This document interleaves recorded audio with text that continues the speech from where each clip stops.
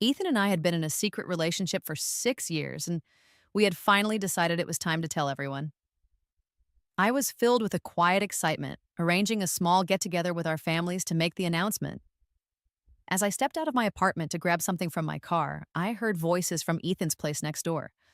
One of his friends laughed, and the sound carried clearly. Ethan, your first love is back in town. What are you going to do about the little replacement you've been keeping around? He didn't reply. The silence that followed was heavy and uncomfortable, until another friend spoke up, his voice laced with amusement. You have to give it to him. He plays his cards well. 6 years of having her follow him around like a puppy isn't a bad deal.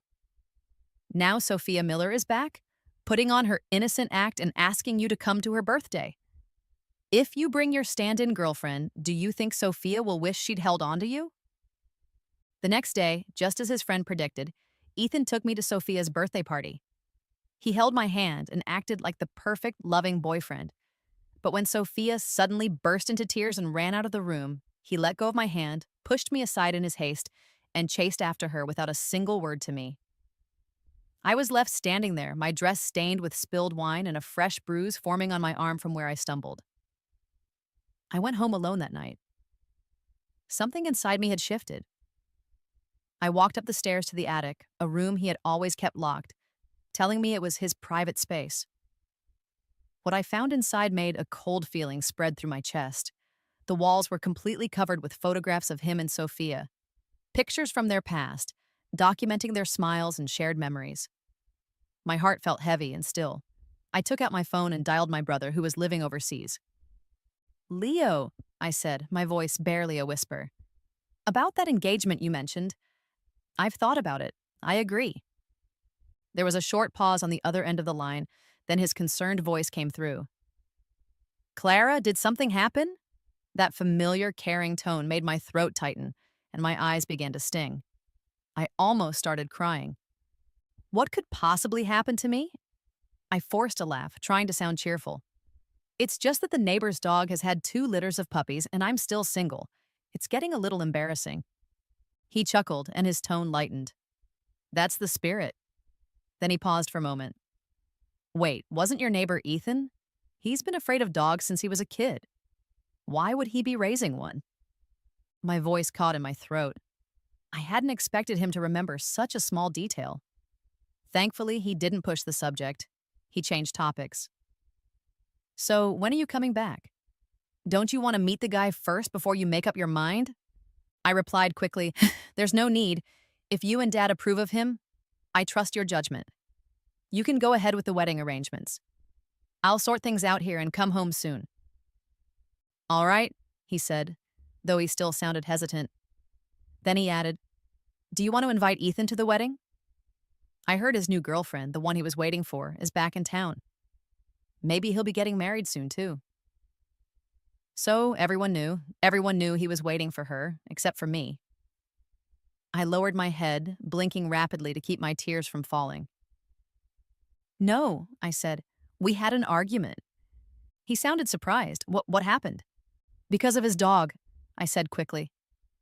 Just then, I heard footsteps approaching the attic door. I ended the call in a hurry. When I looked up, I saw Ethan standing there with an amused look in his eyes. What dog? He asked. Who were you talking to? My brother, I said calmly. We were talking about your dog. He frowned. I don't have a dog. A moment later, he understood what I meant. Instead of getting angry, he laughed and lunged toward me, pushing me down onto a nearby pile of old blankets. Oh, so I'm the dog, am I? Then what does that make you? He leaned in close, his breath warm against my face. What used to make my heart flutter now only made me feel deeply uncomfortable. As I struggled to push him away, the collar of his shirt shifted, revealing a fresh cluster of bite marks on his collarbone. My leg brushed against a wooden crate, and the scrape I'd gotten at the party throbbed with a sharp pain. The sudden intensity of it brought tears to my eyes, and they spilled down my cheeks. The moment Ethan saw me crying, his whole demeanor changed. Clara, what's wrong? Did I hurt you? He quickly helped me sit up and looked me over with a panicked expression. Then he saw it, the bloody scrape along my calf. His voice trembled when he spoke again. How did this happen? Why didn't you tell me? Why didn't you call me? It was as if he had completely forgotten what happened at the party the night before, as if Sophia's birthday and his actions had been erased from his memory. I sat there in silence, not sure if I should say anything, not sure if I should tear down the convincing mask of tenderness he wore. Ethan gently kissed my forehead and said in a soothing voice, "There, no more tears. Let me put some medicine on that." He stood up and went to find the first aid kit, still talking as if nothing was wrong. "You really don't know how to take care of yourself, do you? What would you do without me?" I just stared at his back, motionless. Yes, what would I do without him? I had pursued him for 22 years, and for 6 of those years we had been a couple. But Ethan, what I wanted was never the illusion you created for me. I wanted the real you, not this carefully built fantasy. That night, I couldn't sleep. I woke up from a nightmare and slipped out of his arms, sitting barefoot on the window seat and looking up at the moon. I must have dozed off at some point because I woke with a start when Ethan gently lifted me into his arms. He smiled at me, a mix of exasperation and amusement. "Why are you sleeping here? And without any clothes on? What am I going to do with you?" But then his smile faded. "Why is your body so hot?" My head felt heavy and fuzzy like it was filled with cotton. I didn't answer. I felt the coolness of his hand on my forehead. He frowned and quickly wrapped me in a blanket. Without another word, he changed his clothes, then returned with mine and started to dress me. I tried to push his hand away weakly. "I can do it myself. Could you just get me a cold towel?" Even saying the words was a struggle, but Ethan easily brushed my hands aside. "How many times have I dressed you? And now you're getting shy just because you're sick." After he quickly got me dressed, he carried me down to the car. As we were waiting in line at the hospital registration desk, a familiar voice cut through the quiet. "Ethan?" It was Sophia, her eyes red as she walked in from outside. Their eyes met, and for a moment neither of them spoke. Ethan's expression changed and he immediately left the line, rushing over to her and placing his hands on her shoulders with concern. "What happened? Are you hurt?" She sniffled. "I was just trying to make some porridge and I burned myself. I'm so clumsy." She rolled up her sleeve to show a red swollen patch on her arm. Ethan's eyes immediately softened. He lifted her arm and blew gently on the burn, his touch full of care. "Don't do things like this anymore. Just tell me what you want to eat, and I'll make sure you get it." Sophia nodded, her tears turning into a smile. "No one is as kind to me as you are, Ethan." He reached out and ruffled her hair. "Silly girl. If I don't take care of you, who will?" She beamed at him. Then her eyes drifted over to the long bench where I sat, pale and forgotten. But Ethan didn't even glance in my direction. He got back in line for her. He spoke to her gently, asking if she was cold or if she needed anything. And then he left with her, never once looking back at me. That was the difference between a replacement and the one who truly held his heart. No matter how convincing his performance was, no matter how tenderly he touched me, the moment Sophie appeared, I simply ceased to exist. I gave a bitter smile and forced myself to stand up. My legs felt shaky, but I made my way to the desk and registered myself, then slowly walked to the correct department. The fever was high, and I needed an IV drip to bring it down. I waited alone for my medication, then dragged myself to the infusion room. I don't know when I fell asleep, but I was woken up by a small hand shaking my shoulder. A little boy was standing beside me. "Miss, where's your boyfriend? You fell asleep and your blood started backing up into the tube.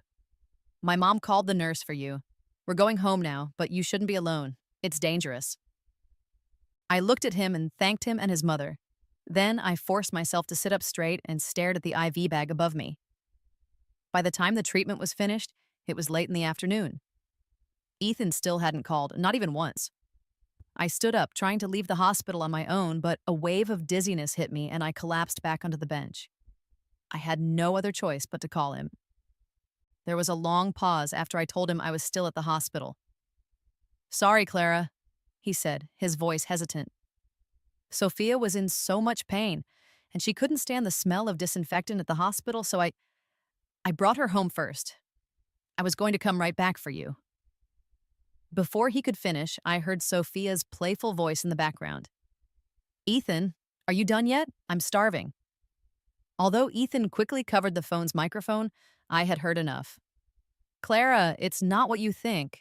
Just go home first. I'll come back later and explain everything. I curled my lips into a faint smile.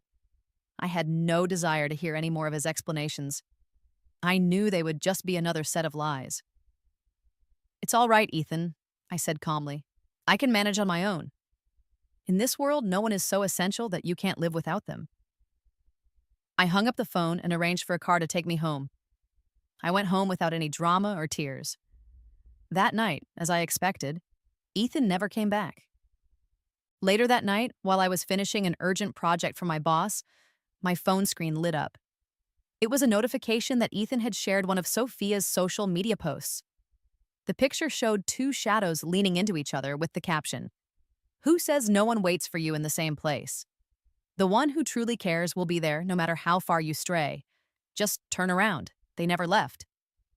I had barely tapped the like button before the post was deleted. Moments later, another message appeared, this time from his secondary account.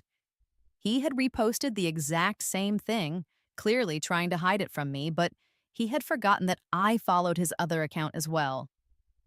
I laughed quietly to myself and unfollowed both of his accounts. That night, without Ethan next to me, I slept more soundly than I had in weeks. I woke up feeling clear-headed and refreshed. The next morning, I went to the office and handed my resignation letter to my supervisor. She was sad to see me go, but when I explained that I was leaving to get married, she gave me a warm hug and her best wishes. Once my departure was official, my coworkers, who had been upset about me leaving, suddenly changed their tune when they heard I was getting married. They insisted on a farewell dinner, and I agreed, arranging a night of food and karaoke. Fate has a strange sense of humor. Halfway through the night, I went to the restroom and ran into Sophia. She seemed completely at ease, as if any awkwardness between us was entirely my problem.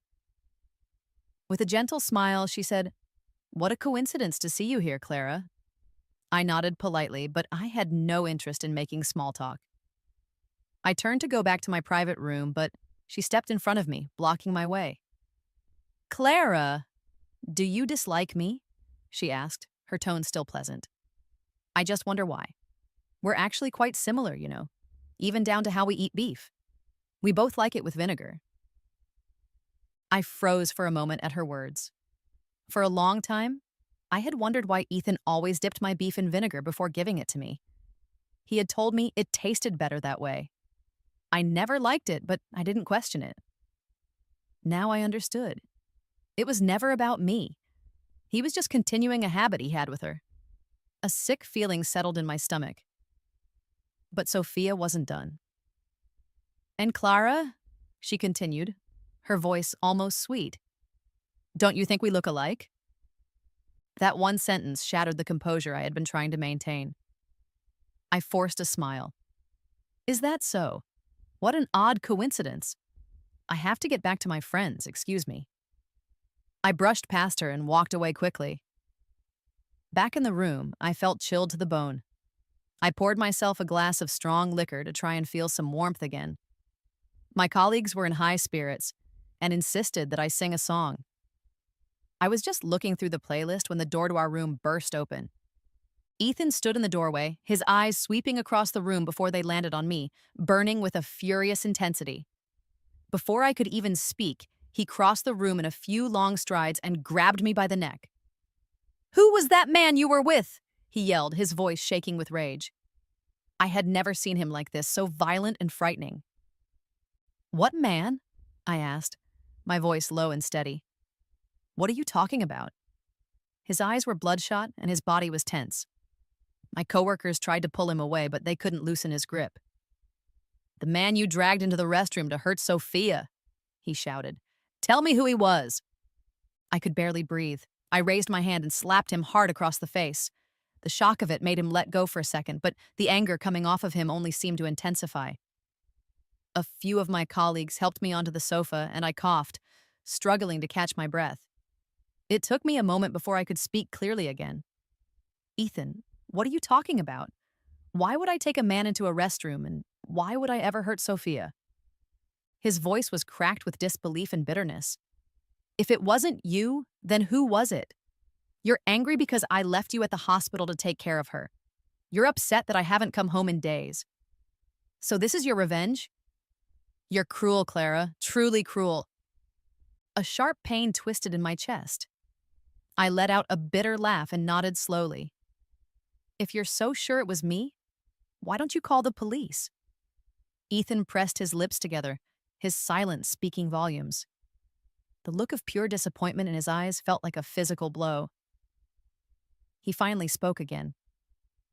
You're confident I would never report you. That's why you feel like you can do whatever you want, isn't it? I met his gaze, my own anger rising to meet his. He had just tried to choke me. What else was he capable of? Suddenly, he grabbed my wrist and pulled me out of the room. My coworkers tried to stop him, but I shook my head and gave them a faint smile. I'm sorry, I told them. This is a personal matter. Please don't let it ruin your night. I'll be back soon. Only then did they step aside. Ethan dragged me into another private room. Inside, Sophia sat on the sofa, trembling and wrapped in his jacket. A few of his friends were standing around her, comforting her. Ethan shoved me forward until I was standing right in front of her. Apologize to Sophia, he commanded, his voice sharp. You should be thankful she wasn't hurt any worse. If she had been, I would have made you pay for it. My knees hit the hard edge of the sofa, sending a jolt of pain up my leg. Sophia looked up with tear-filled eyes, shaking her head. Ethan, please, she said softly. This isn't Clara's fault. Maybe I just had bad luck tonight. She lowered her head and sobbed quietly. It made her seem so helpless and innocent. But what had I done wrong? A quiet laugh escaped my lips as I stood up straight again. I'm really curious, Ethan, I said. You're accusing me of a crime, but you have no proof. Just your words. And that's supposed to be enough for me to be found guilty? I'm not playing this game. If you come after me again, I will call the police.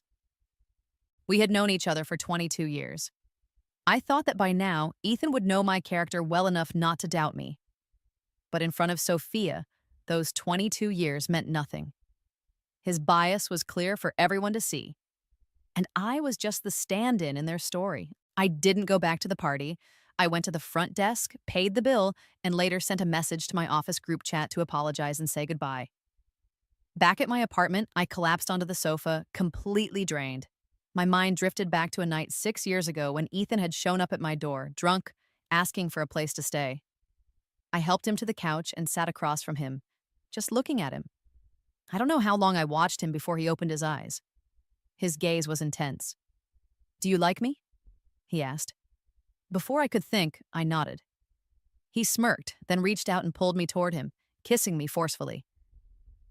That was the night I became his girlfriend, in name at least. I had heard about Sophia before, but I'd never met her. By the time I was free from my university studies, their relationship was already over. I truly believed that I had helped him heal, that I was what he needed. Looking back on those 6 years now, I realized what a joke it had all been. The next morning, I hired a moving company to help me pack. Ethan didn't have many things at my place. Since he lived next door, he had only brought over some daily necessities. All of his belongings fit into a single small box. I went into his apartment, gathered every photo of us and every gift I had ever given him, and brought them back. I left his keys on his table. As for my own things, I had them all packed and shipped overseas. After the movers were done and the real estate agent had inspected the apartment, I remembered that Ethan still had a copy of my key.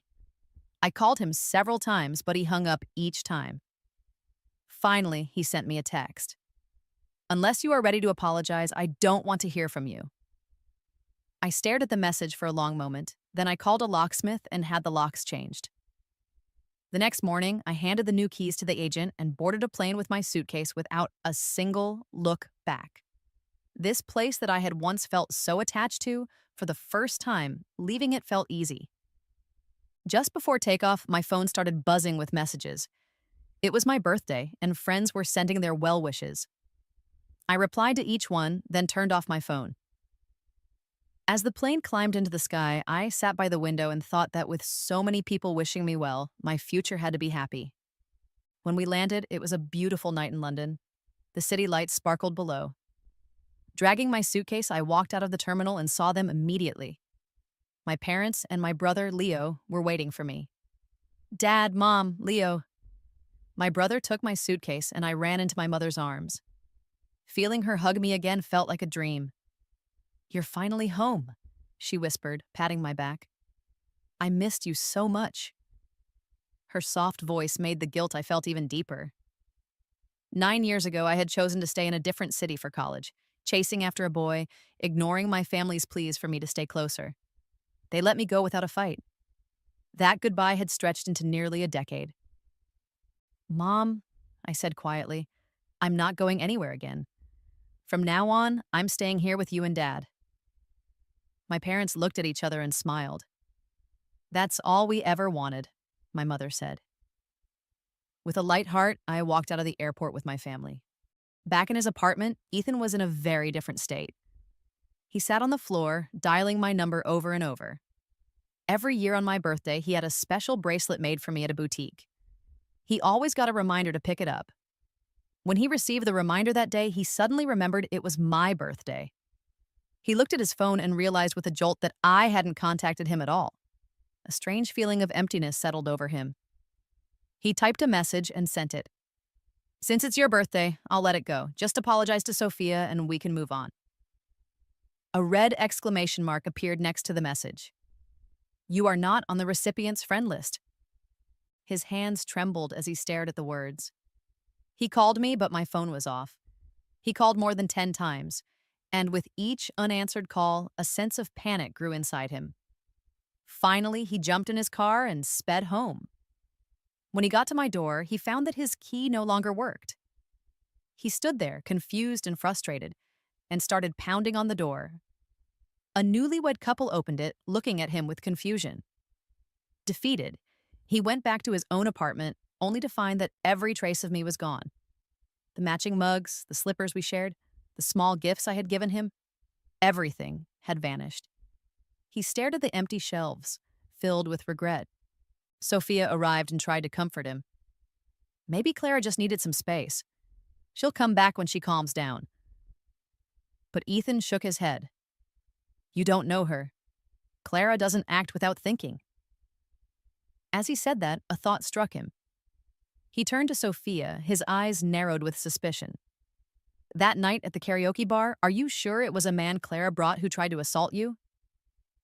Sophia flinched. "I never said Clara brought him. I just said she left and then he came in." "Get out!" he shouted, cutting her off. Sophia ran out of the house in tears. Ethan smashed his phone against the wall and then slapped himself hard across the face, twice. In London, after several nights of poor sleep, my body finally gave in. I slept straight through the night. When I walked downstairs, I was greeted by a chorus of "Happy Birthday" from my family. My arms were soon overflowing with gifts. After breakfast, I wandered into a nearby square and watched some kids on their skateboards. The longer I watched, the more I wanted to try. A girl let me borrow her board. I stepped on, pushed off too hard, and was about to fall when a pair of strong arms caught me. "Thank you," I gasped. When I looked up, I was stunned. The man's features were East Asian, but his eyes were a striking pale blue. He was more handsome than any celebrity I'd ever seen. "Trying to learn?" he asked with a soft smile that made him seem friendly and approachable. I nodded, and he helped me get my balance. He stepped onto the board beside me and gave it a gentle push. Under his guidance, we glided smoothly, and I even managed a couple of simple tricks. The children nearby clapped and cheered. When we stopped, my cheeks were flushed. It was the first time I'd been so close to a stranger. Just then, my brother Leo came jogging over. "You two look like you've known each other for years," he teased. Then the man turned to me and extended his hand. "Julian Vance, it's a pleasure to meet you. I hope I didn't make a bad first impression, Miss Clara." I stared at him in surprise. So this was Julian, my arranged fiancé. I stood there for a moment, frozen, until my brother winked at me. Embarrassed, I quickly shook his hand. "Hello, Julian," I said. He didn't seem awkward at all. "So," he asked right away, "what would you like to do for your birthday? Amusement park? Shopping? A movie?" His calm, friendly manner put me at ease. "Anything's fine," I said softly. He thought for a moment. "All right then, I'll plan the day. If we do everything on my list, we might be home a little late." I blinked, surprised by his interpretation of anything's fine. But it had been so long since I'd just relaxed that I decided to let someone else take the lead. I never imagined that when I agreed to a simple day at the amusement park, my brother would insist on coming, along with a whole group of his rowdy friends. But through all the chaos, Julian stayed by my side, attentive and making sure I was comfortable. I noticed that whenever he glanced at the noisy group, they would immediately quiet down. After a couple of hours, Julian must have sensed I was getting bored. He took my hand and led me away from the crowd. After lunch, we went to see a movie. Unfortunately, a child behind us kept kicking my seat. Julian politely asked the parent to handle the child, but they did nothing.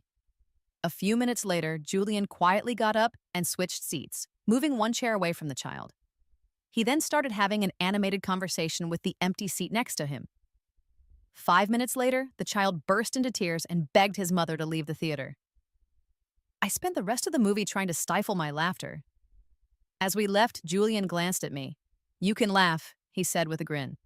"Holding it in will only make your stomach hurt." I mouthed the word legend at him. By the time we left a shop later, the sky was dark. I assumed Julian would drive me home, but he headed toward the beach. There, my brother and his friends had set up a barbecue and pitched several tents. Everyone was laughing and grilling food. As the moon rose, they brought out fireworks, lighting them one by one. As the sky exploded with color, my brother nudged me. "Make a wish," he said. Julian added, "Cake is too cliché. Fireworks are better, closer to the stars." I turned to look at Julian and gave him a grateful smile. Then, I closed my eyes and made a wish. On the ride home in my brother's car, I asked him why all his friends were so respectful of Julian. He was quiet for a moment before answering. Julian's parents died when he was young, leaving him a massive company. All of his relatives tried to take a piece of it. Julian, just a kid at the time, and his elderly grandfather fought to hold the business together. As he got older, Julian became incredibly sharp and ruthless in business. He crushed every person who tried to take what was his. That reputation stuck. Everyone knows not to cross him. Honestly, most of those guys today are terrified of him. He chuckled. But not me. I'm the exception. That's why I trust him with my sister. I rolled my eyes. You, the exception? I think he just lets you hang around because you're shameless. We bickered all the way home. But as the car slowed down near our street, a figure darted out in front of us. My brother slammed on the brakes. "What the hell?" he yelled, jumping out of the car. I leaned forward and froze. Standing in the headlights was Ethan, his eyes full of sorrow. "Clara," he said softly. My brother looked back at me with a questioning glance, but all I felt was exhaustion. I got out of the car. Ethan staggered forward, reaching for me, but Leo stepped between us. "Hey, Ethan, right? You show up at our house without calling. You could have waited inside." But Ethan ignored him, his eyes locked on me. "Clara, I was afraid you wouldn't see me," he said in a hoarse voice. "I didn't dare go in." I stared at him, confused. If I was just a placeholder, maybe he felt some guilt or regret. But Sophia was back. He had always cared for her. What was he doing here? "I didn't want to see you," I said flatly. "But since you're here, say what you have to say and then leave." At my words, a tear slipped from his eye. "Clara, don't talk to me like this," he whispered. "You never used to speak to me this way." Bringing up the past only made my heart grow colder. "That was then," I said. "This is now." He looked stunned, as if he couldn't understand what was happening. He tried to give me the same warm smile he used to. "Clara, I know you're still angry," he said gently. "I'm sorry. That day, it was my fault. I never should have laid a hand on you. That was wrong." He paused. "And there's nothing between me and Sophia. I only see her as a friend. If you don't like it, I'll cut all contact with her." As he spoke, he didn't seem to notice my brother's face getting darker and darker. Then Ethan pulled a small velvet box from his pocket and dropped to one knee. Clara, he said, opening the box to reveal a diamond ring. You used to complain that I always gave you the same bracelets, but I listened. I remembered the ring you always pointed out. Clara, marry me, please. Before I could react, my brother slapped the ring out of his hand. Ethan, you've got some nerve, he snapped. You cheated on my sister, the girl our whole family cherishes, and then you dared to hit her? And now you show up here and propose? I swear I'll kill you. My brother's fist connected with Ethan's face, and his eye began to swell. I didn't move to stop him. If Ethan had the guts to fly across the ocean to find me, he should have been prepared for the consequences. Leo wasn't finished. Marry my sister? Look at yourself. You're not worthy of her. And just so we're clear, my sister is getting married, and her fiancé is 1,000 times better than you in every way, so stay away from her. If I see you near her again, I'll break more than just your face. The mention of my marriage seemed to hit Ethan hard. His eyes widened in disbelief. You're getting married? He asked, stunned. No, I don't believe it. You love me. You stayed with me even when our relationship was a secret. Clara, don't throw your life away just to get back at me. Don't marry someone you don't love. His words made me laugh, not with humor, but with absurdity. I looked at this man who had once meant the world to me. Ethan, if there is anyone in this world I do not love, it is you. To be more clear, from the moment I found out I was just a stand-in, from the moment I saw your attic walls covered in pictures of you and Sophia, you became the one person I could never, ever love again. As my words sank in, his face went pale. You know about that? He murmured, his voice trembling. As I turned to leave, he rushed forward and grabbed my hand. Clara, please don't go, he pleaded. It's not what you think. I admit I used to think I couldn't let go of Sophia. But in the days since you left, I finally realized that the one I truly can't live without is you. When I found out you'd moved out, I panicked. I couldn't eat or sleep. I talked to so many people just to get your brother's number. Please give me one more chance. I'm begging you. I shook his hand off, a cold laugh escaping my lips as I remembered the post he had shared. I looked him straight in the eye. Ethan, no one waits forever. No one except you and Sophia. His face turned white. He stood there, speechless. Without another glance, I took my brother's arm and we left. As we walked past, my brother gave him 2 swift kicks. When we got home, my parents were waiting anxiously. I sat them down and told them everything that had happened over the past few years. My mother just hugged me, holding me for a long time. I thought I had made myself clear to Ethan that night. But the next morning, he was outside our gate again. Julian had arrived with flowers, only to be blocked by him. A servant rushed in. Young Master Julian is fighting someone at the gate. We hurried outside. It wasn't a fight, it was a one-sided beating. Julian was hitting Ethan with fierce, controlled blows. Oh no, my brother gasped. Julian knows Muay Thai. This is bad. I rushed forward, terrified Julian would get into serious trouble. Julian, stop! I yelled twice, but he didn't stop. I threw myself at him from behind, wrapping my arms around his waist. Only then did he freeze. When I looked at Ethan, he was a bruised and bloody mess. I immediately called for an ambulance. Later, Julian's assistant told us what happened. Julian had ignored Ethan's taunts until Ethan said something vile about how he had slept with me for 6 years and that I was used goods. That's when Julian lost control. Hearing this, I was so touched I could barely speak. That evening, I gave Julian a small handmade gift. To my surprise, he hung it around his neck as if it were a precious treasure. 2 days before the wedding, I got a call from Sophia. She was no longer pretending to be sweet. Clara, you witch! Where are you hiding Ethan? Bring him back! His company is going to collapse because of you. Hearing that Ethan hadn't gone home worried me slightly. I told Julian about it. He smiled and told me not to worry. Since they love being the center of attention so much, he said, let's invite them to the wedding. They'll find their way here. On our wedding day, Ethan and Sophia showed up uninvited. They were surrounded by more than a dozen security guards who formed a tight circle around them, preventing them from leaving. Ethan, his eyes bloodshot, watched the entire ceremony. He saw us exchange rings and recite our vows. He stood frozen as we shared a deep, joyful kiss. He watched as his body trembled, downing one glass of wine after another.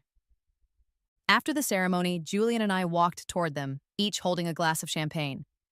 By then, Ethan's face was wet with tears. He looked up at me, his voice slurred. "Clara," he cried, "if I had proposed earlier, would we have avoided all this? I made a mistake. I really did." I lifted my glass to him and said with a calm smile, "To you. Thanks for never marrying me." Ethan broke down completely, his sobs growing louder. Then, I turned to Kayla, whose face looked as miserable as Ethan's. There was a fresh red slap mark on her cheek. "Did Ethan hit you?" I asked, genuinely surprised. She flew into a rage. "Feeling proud of yourself, are you, Clara?" she screamed. "Well, life isn't always perfect. Your bad days will come too. Just you wait." I sighed and turned away. Talking to her was pointless. A month later, my brother brought them up over dinner. He said that after the wedding, Ethan drank himself into a stupor and ended up hitting Sophia. She had been pregnant and had a miscarriage. Even after that, Ethan refused to marry her. Consumed by anger, Sophia began slipping drugs into his food. Ethan's health declined rapidly until one day he collapsed and lost the use of his legs. But Sophia wasn't done. She switched to a different drug and poisoned him again, this time taking his voice. That's when Ethan's family got involved. They investigated, discovered the truth, and had Sophia arrested, but that wasn't enough for them. They bribed people in the prison to make sure her life was difficult. Still, none of it could change what had happened. Ethan, for the rest of his life, would be a broken man. After hearing all of this, I turned to Julian. "Julian," I asked, "do you think I'm anything like Sophia?" He looked at me, completely surprised. "You and Sophia? Not in the slightest. You are nothing alike. Why would you ever ask that?" I smiled faintly. "No reason. Because the truth is, when someone truly loves you, they see you as unique and irreplaceable. But when someone doesn't love you, they will always find excuses to say you're just like someone else.